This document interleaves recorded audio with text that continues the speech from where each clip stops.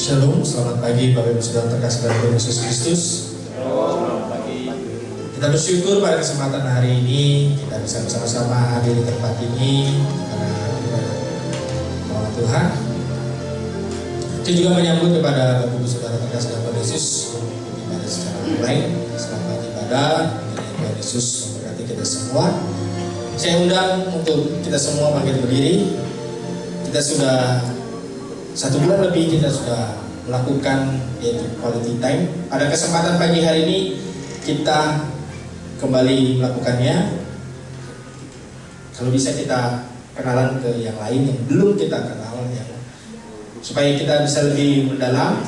Jadi pertanyaannya adalah apa sih hal kebiasaan yang baru yang ingin kita lakukan ke depannya? Hal baru ya, hal baru yang ingin kita lakukan, kebiasaan baru yang ingin kita lakukan. Quality time dimulai.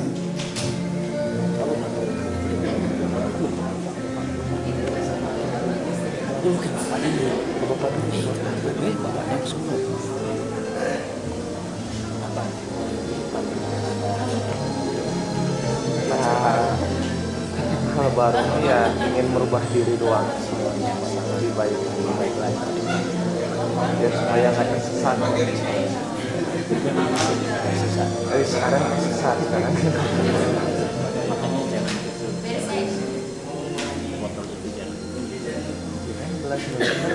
Oke, sudah.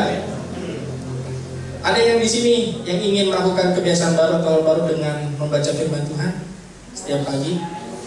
Wede, oh tidak ada. Nggak ada. Kayaknya masih berat ya hal yang itu. Atau ada yang mau mengurangi menggunakan handphone yaitu sosial media? Itu juga masih susah. Apa? Kira-kira ada hal yang baru yang ingin dilakukan? Atau mau melayani? Atau mau menyapa terlebih dahulu? Ada? Nggak ada. Oke, silakan dulu Bapak Ibu Saudara terkasih Tuhan Yesus. Saya mungkin bisa untuk kita semua bisa duduk di bangku paling depan dulu, biar nanti yang lain bisa mengisi yang kosong. Saya dan kita semua untuk satu dulu saudara mempersiapkan hati kita, pikiran kita untuk datang kepada Tuhan.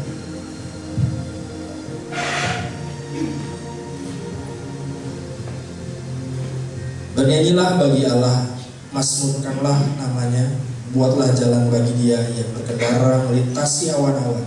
Namanya ialah Tuhan, beriarialah di hadapannya. Mazmur 68 ayat 4. Saya undang untuk kita semua bangkit berdiri, kita naikkan pujian kita. Sebab anugerahnya, kasih-Nya Tuhan yang telah dicurahkan ke kehidupan kita. Mari kita sambut.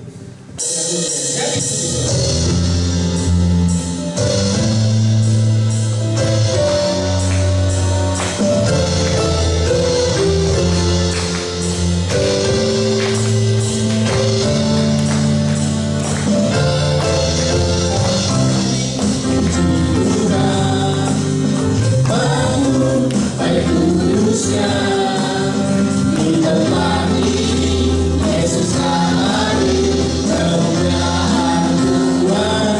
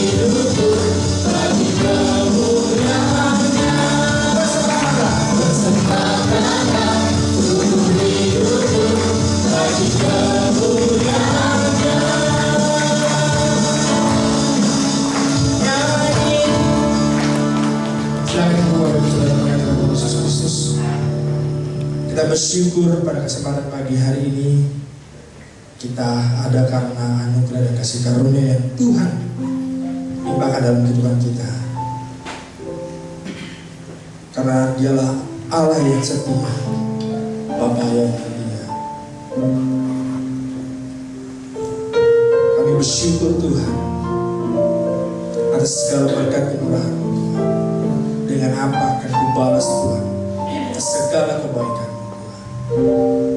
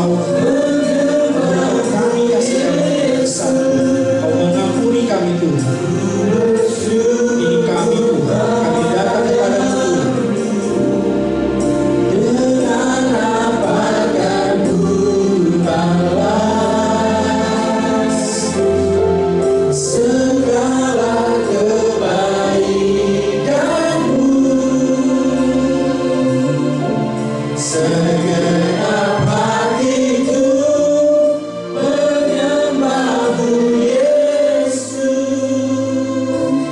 ku bersyukur padamu. Segenap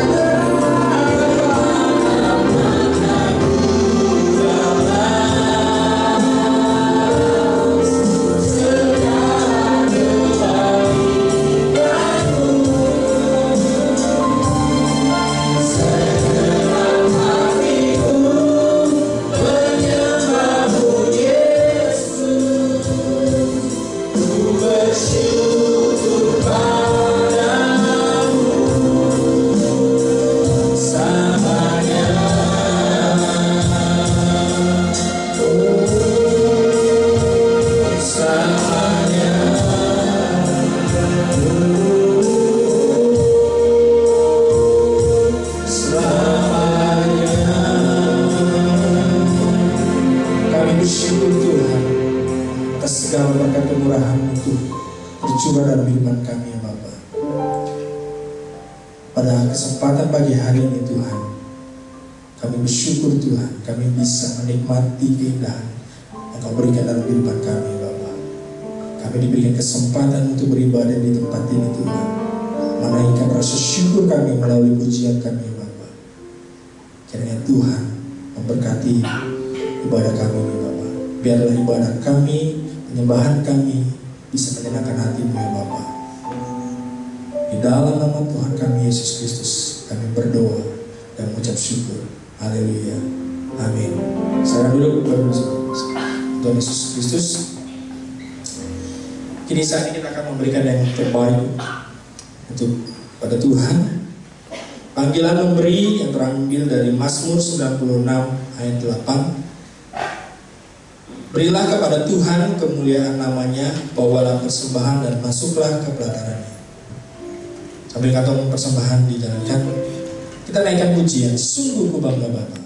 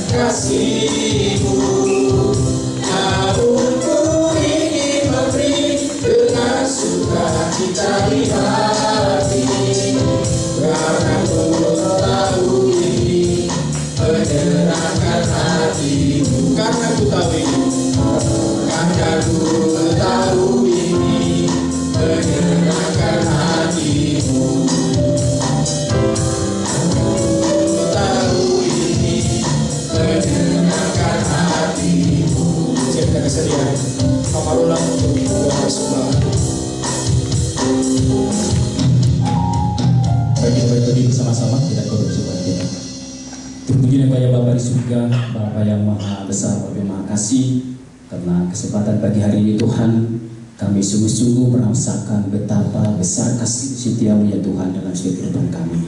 Ya Bapa di surga, pada pagi hari ini Tuhan, kami juga teringat akan betapa besar kasih-Mu ya Bapa, sehingga Kau sudah memberikan hidup-Mu bagi kami, nyawa-Mu bagi kami, yang mati bagi kami ya Tuhan Yesus. Kami ingin memberikan persembahan ya Tuhan yang kami miliki pada saat ini ya Tuhan.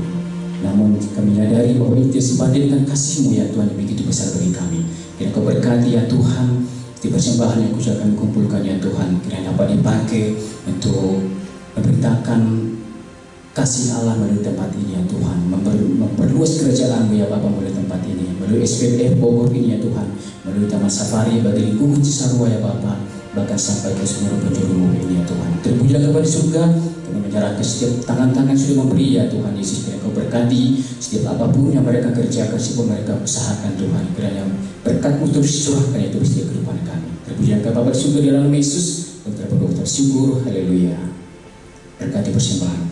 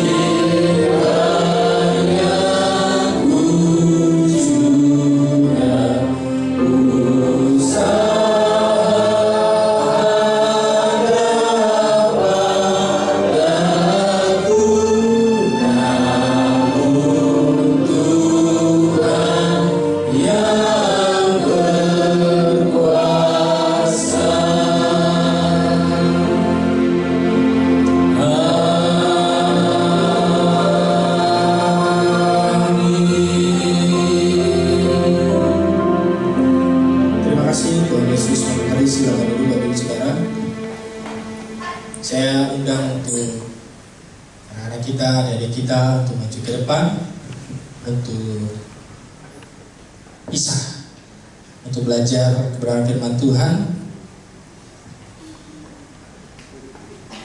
Saya minta kesediaan Pak Tony untuk pimpin doa untuk mereka.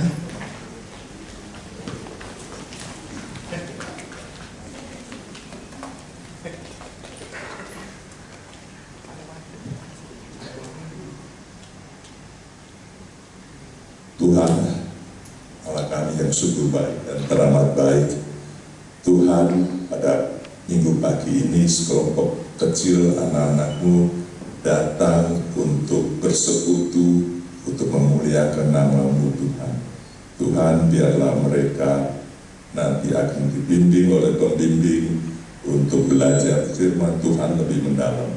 Biarlah kelak anak-anak ini menjadi pekerja untuk menyebarkan berita yang luar biasa dari Bapa kita, Tuhan yang juru selamat, yang maha pengasih. Tuhan, terima kasih Tuhan, berkatilah semua anak-anak-Mu ini, biarlah mereka belajar dengan sungguh-sungguh. Terima kasih Tuhan, doa ini kami naikkan dengan penuh pengharapan dalam nama Yesus Kristus, juru selamat dan penebus dosa kami. Amin.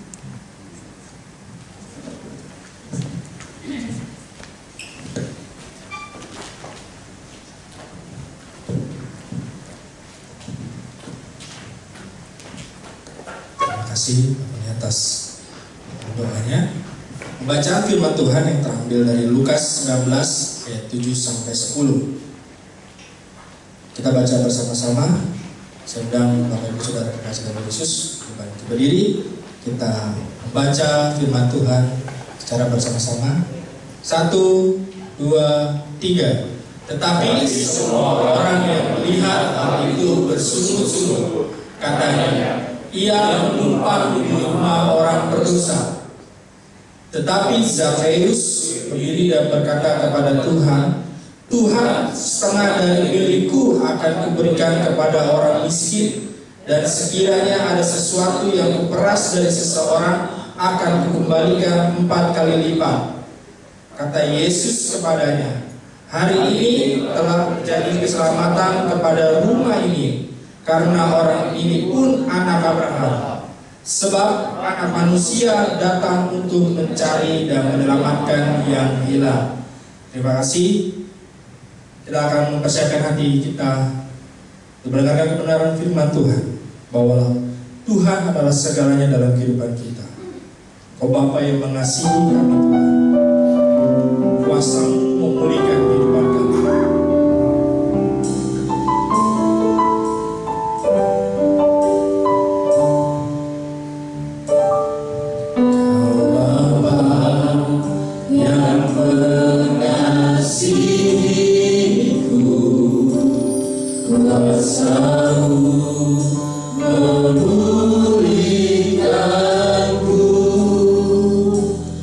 Hati yang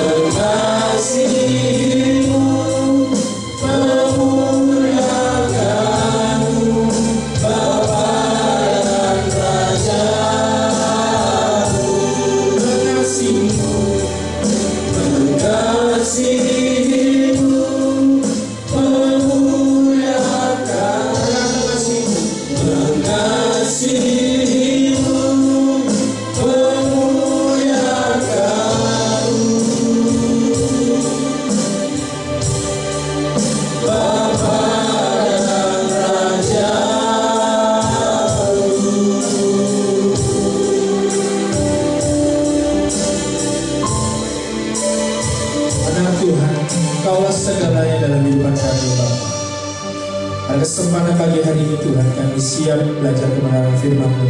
Kiranya Engkau berbicara kepada pribadi lepas pribadi kami ya Bapa, sehingga kami mendapatkan berkat firman-Mu Tuhan, yang membuat iman kami semakin hari semakin bertumbuh, semakin kami bisa mengenal Engkau lebih dalam lagi ya Bapa.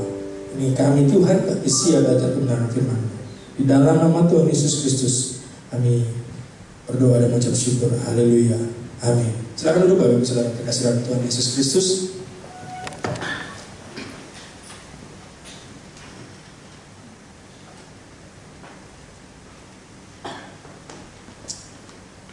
Pada kesempatan pagi hari ini kita akan belajar kebenaran firman Tuhan. Saya memberi judul yaitu menumpang di rumah orang berdosa. Kita baca kebenaran firman Tuhan yang terambil dari Lukas 19 ayat 1 sampai 10, biar kita bisa memahami konteks dari perikop ini sehingga kita tidak salah memahami kebenaran firman Tuhan. Lukas 19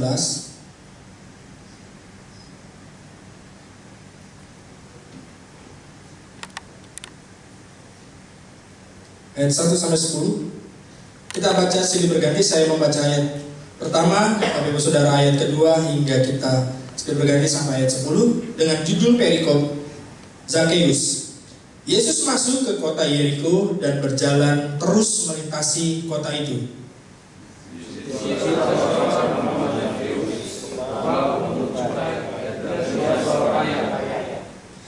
Ia berusaha untuk melihat orang apakah Yesus itu, tetapi ia tidak berhasil karena orang banyak, sebab badannya pendek.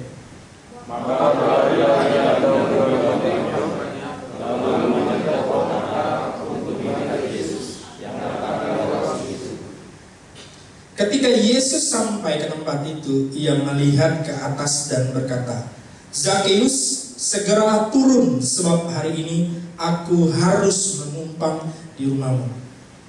Lalu Zakeus segera turun dan menerima Yesus dengan sukacita. Tetapi semua orang yang melihat hal itu bersungut-sungut katanya, "Ia menumpang di rumah orang berdosa." Tetapi Yesus sendiri berkata kepada Tuhan, Tuhan, segenap dari milikku akan kuberikan kepada orang miskin, dan sekiranya ada sesuatu yang kulepas dari seseorang, akan kukembalikan 4 kali lipat. Kata Yesus kepadanya, hari ini telah terjadi keselamatan kepada rumah ini, karena orang ini pun anak Abraham. Sebab Anak Manusia datang untuk mencari dan menyelamatkan yang hilang. Ya. Bapak Ibu Saudara terkasih dalam Tuhan Yesus Kristus, perikop ini sering kali kita dengar, sering kali kita tahu siapa itu cerita tentang Zakheus. Tapi pada kesempatan pagi hari ini kita melihat bukan dari sisi Zakheus, tapi sisi dari Tuhan Yesus. Bapak Ibu Saudara terkasih dalam Tuhan Yesus Kristus, kita manusia punya kecenderungan untuk tertarik kepada seseorang yang mempunyai kesamaan. Contoh, ketika kita mau mencari teman atau partner kita pasti mempunyai standar yang harus sama dengan kita. Tidak mungkin kalau kita mencari yang berbeda. Contoh, misalnya saya menyukai sepak bola. Kalau kita mau ngobrol mengenai sepak bola, pasti kita cari orang yang juga sama tahu tentang sepak bola. Nggak mungkin kita mencari orang yang tidak paham tentang sepak bola. Sama halnya dengan yang lain. Kalau kita mau bahas tentang politik, kita juga harus ketemu orang yang tahu politik. Kita harus punya kecenderungan yang sama, yaitu mencari kesamaan dengan kita. Apa yang perlu kita lakukan? Ya kita cari orang yang sama dengan kita. Tapi pada kesempatan pagi hari ini, Yesus berbeda.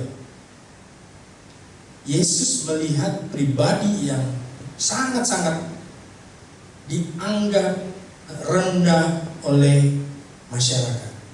Terkadang kita seringkali menghakimi orang lain lewat tindakannya. Kita menghakimi diri kita dengan motivasi-motivasi untuk diri kita. Di firman Tuhan tadi bahwa ketika Yesus melewati suatu daerah, ada namanya Zakheus. Zakheus itu adalah kepala pemungut cukai. Pemungut cukai adalah orang-orang yang bekerja di pemerintah, yang menagih pajak. Tetapi mereka melakukannya dengan sesuka hati mereka. Jadi kalau zaman sekarang, kalau kita bayar pajak sudah ada ukurannya. Misalnya gaji setahun berapa, kita melakukan bayar pajak. Anggap misalnya sekarang berapa persen Pak Eko pajak? Mana? Orang finance belum ada? Maria. Bagi istri berapa? 10 atau 11? 11.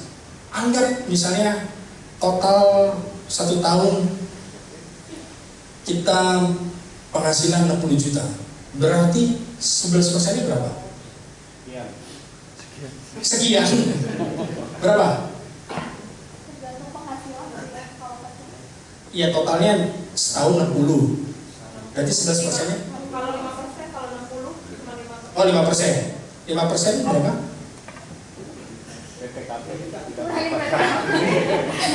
Ya kira-kira mungkin ada 1 juta? Nggak sampai. 300-500 sekitar segitu ya. Itu udah pasti segitu takarannya. Tapi kalau pemungut cukai itu enggak. Kalau mereka lewat di dalam sehari-harinya, jadi ketika kita ketemu dengan pemungut cukai, kita bawa tas baru, wah itu dikenain pajak. Wah ini banyak kena pajak. Terus kita misalnya beli sepatu baru, harga 5 juta, kena pajak lagi. Jadi bukan hanya sekedar penghasilan, jadi apapun ketika kita ketemu suka-sukanya dia, itu bisa dikenain pajak. Dan kalau kita tidak membayarnya, itu suka-suka ambil apa aja yang ada di miliknya. Jadi ini baru pemungut cukai, ini kepalanya. Bayangkan, kepalanya lebih suka-sukanya juga. Mau peras dia mau 10%, mau 20%, 30%, terserah dia. Tapi uangnya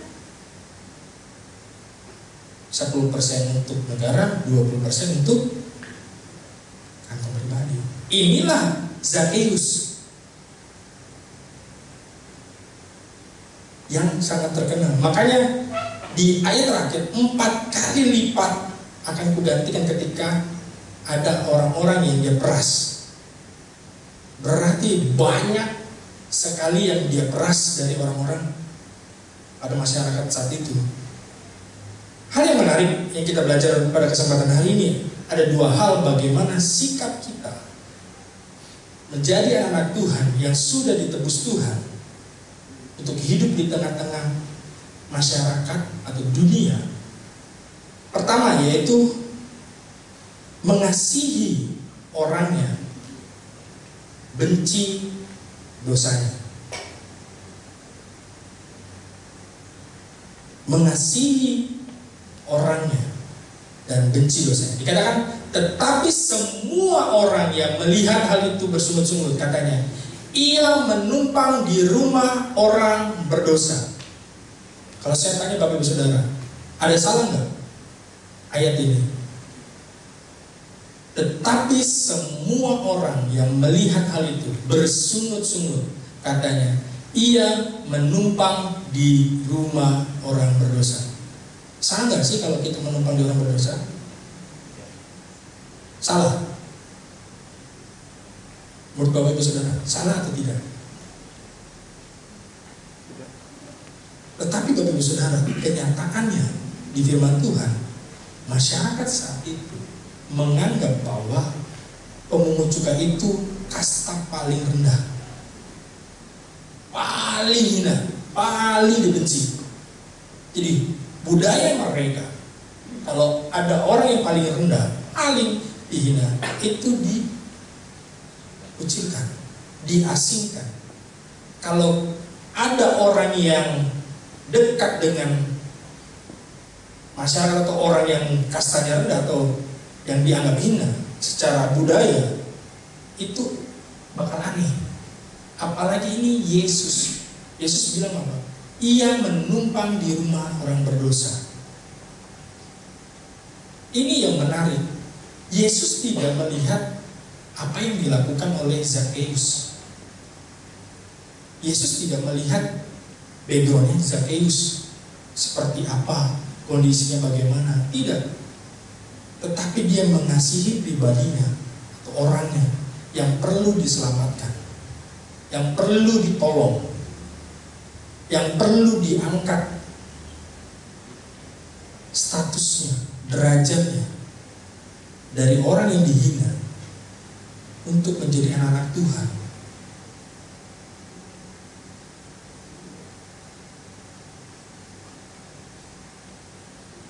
Saudaraku, terkadang kita tidak peduli di sekitar kita. Bahkan kita,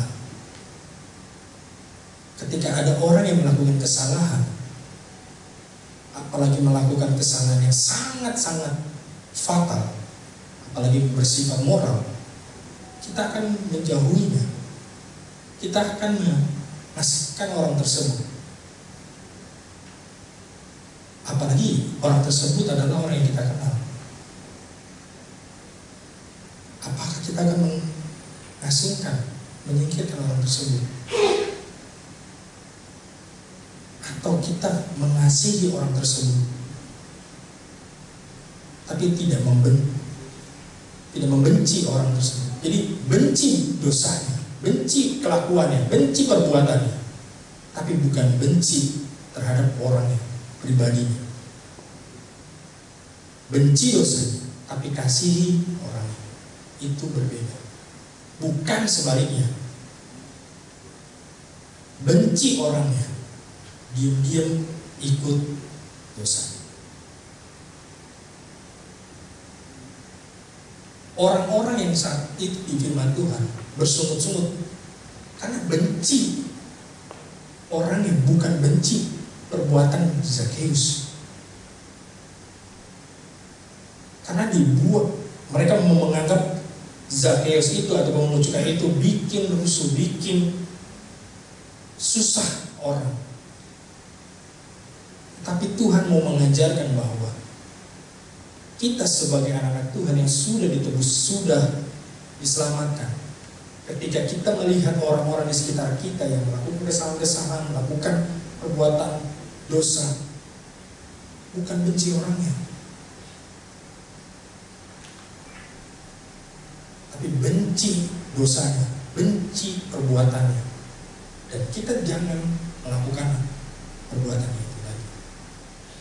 Tuhan ingin mengajarkan kepada semua orang saat itu bahwa harus mengasihi manusia, memanusiakan manusia. Tuhan memberikan contoh, yaitu menumpang di rumah orang berdosa. Itu hukumnya atau budayanya saat itu sangat-sangat fatal. Tetapi Yesus melakukannya karena Tuhan mau menunjukkan kasih-Nya yang begitu besar bagi banyak orang yang tersesat, yang hilang, dan bahkan orang-orang yang dihina secara budaya dan lingkungan.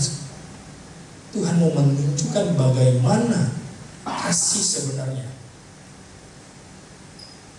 Dia ada di rumah orang berdosa. Kalau diperhatikan, saya baca firman Tuhan lebih dalam lagi, dalam bahasa aslinya itu mengartikan bahwa Tuhan ingin belajar, ingin mengajarkan tentang suatu kasih, suatu hal-hal firman Tuhan di dalam rumah orang berdosa. Bukan sekedar numpang, makan, minum, bukan, tetapi ada hal-hal yang ingin diajarkan di dalam rumah itu. Beda menumpang dengan singgah.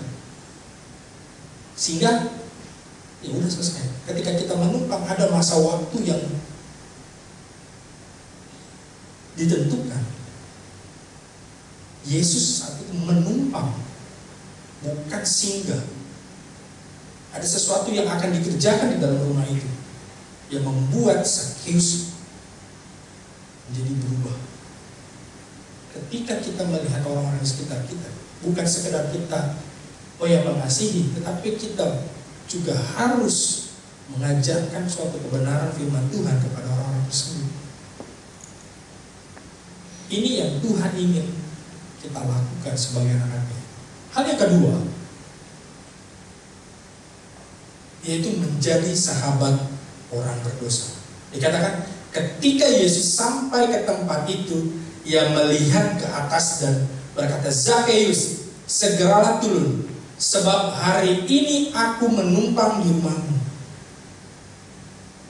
Bahkan di Lukas 15 dikatakan Yesus dikasih label yaitu sahabat orang berdosa. Tuhan datang ke dunia bukan mencari orang-orang yang sehat, yang tahu firman Tuhan, tapi menjadi penyelamat kita atau orang-orang yang belum terselamatkan, untuk menebus dosa-dosa orang-orang yang belum percaya kepada Tuhan. Menjadi sahabat orang berdosa bukan berarti kita mengikuti kebiasaan atau perilaku dari orang berdosa. Kita menjadi sahabat orang berdosa ketika orang tersebut sedang membutuhkan pertolongan kita untuk dia bangun, untuk dia bangkit dari hal-hal yang sedang digemulinya, dari dosa-dosa yang digemulinya. Kita ada, itulah sahabat. Sahabat mendorong, bukan menjatuhkan. Sahabat menaikkan orang atau sahabatnya, bukan menurunkan atau membuat jatuh orang atau sahabatnya. Jadi menjadi sahabat orang berdosa sama seperti Yesus berusaha menaikkan Zakheus dari statusnya yang tadinya dihina, tadinya direndahkan, dikucilkan, menjadi sahabat, yaitu menjadi anak-anak Tuhan.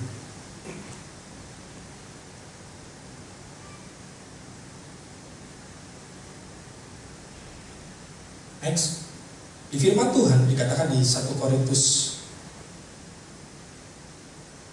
9 ayat 22 dan 23 dikatakan begini, bagi orang-orang yang lemah aku menjadi seperti orang yang lemah, supaya aku dapat menyelamatkan mereka yang lemah. Jadi bagi orang-orang yang lemah aku menjadi seperti orang-orang yang lemah, untuk menyelamatkan mereka yang lemah. Bagi semua orang aku telah menjadi segala-galanya, supaya aku sedapat mungkin memenangkan beberapa orang di antara mereka. Ayat 23, segala sesuatu ini aku lakukan karena Injil, supaya aku mendapat bagian dalamnya. Jadi menjadi sahabat orang berdosa ketika ada orang yang kayak katakan dia lemah, dia bergumul dengan apa yang dia alami, dosa apa yang sedang dia bergumul, supaya bisa lepas. Ketika kita tahu ada di sekitar kita yang berjuang seperti itu, kita menjadi sahabatnya, kita bantu untuk dia lepas dari ikatan-ikatan dosa. Bukan kita untuk menghakimi, bahkan menyebarkan informasi-informasi kepada semua orang tentang apa yang dilakukan. Jadi ada dua hal yang harus kita ingat. Pertama, jangan menghakimi seseorang hanya karena dosa mereka berbeda dengan kita. Jangan menghakimi seseorang hanya karena dosa mereka berbeda dengan kita. Semua orang berdosa, tetapi dosanya berbeda-beda. Jadi kita tidak boleh menghakimi. Bahkan jangan buat kita seolah-olah lebih besar, lebih tinggi, lebih pantas dari Tuhan untuk menghakimi orang lain. Karena kita merasa kita lebih rohani, merasa kita lebih suci, maka kita merasa pantas untuk menghakimi orang lain, merasa pantas untuk membuat orang tersebut jatuh. Itu salah digunakan. Karena anugerah Tuhan yang telah kita terima, yang telah kita miliki, tidak bisa kita semena-menanya untuk kita lakukan seolah-olah kita sudah diselamatkan, merasa kita sudah suci, merasa kita sudah lebih baik, orang lain belum. Kita bisa menghakimi seenaknya. Tuhan tidak mau seperti itu, tetapi Tuhan mau merangkul semua orang supaya semuanya diselamatkan.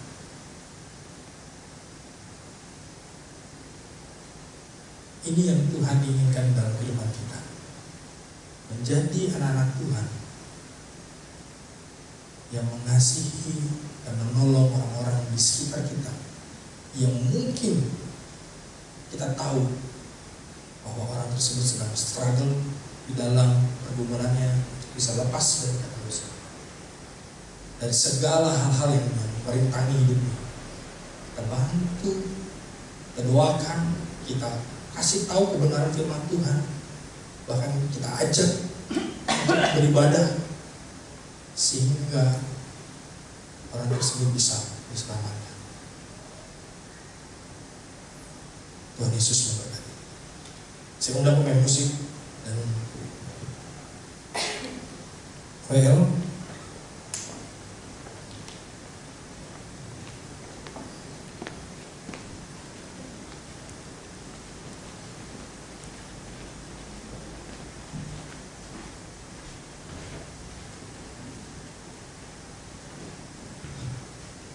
percaya bahwa betapa besar kasih yang Tuhan berikan pada kita, betapa besar pengampunan yang Tuhan berikan dalam kehidupan kita. Yang dulunya kita hancur, hina, tapi karena kasih Tuhan kita diselamatkan, sehingga kita menjadi anak Tuhan yang dipandang, yang sangat-sangat berharga di hadapan Tuhan.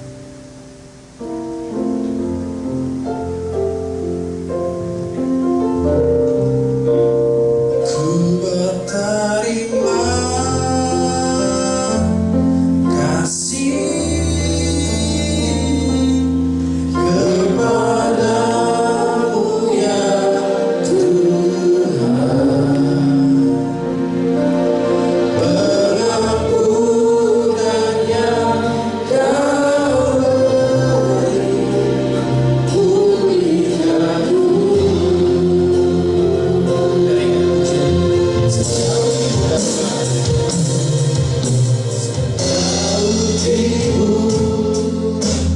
Dari barat Engkau membuat dosaku.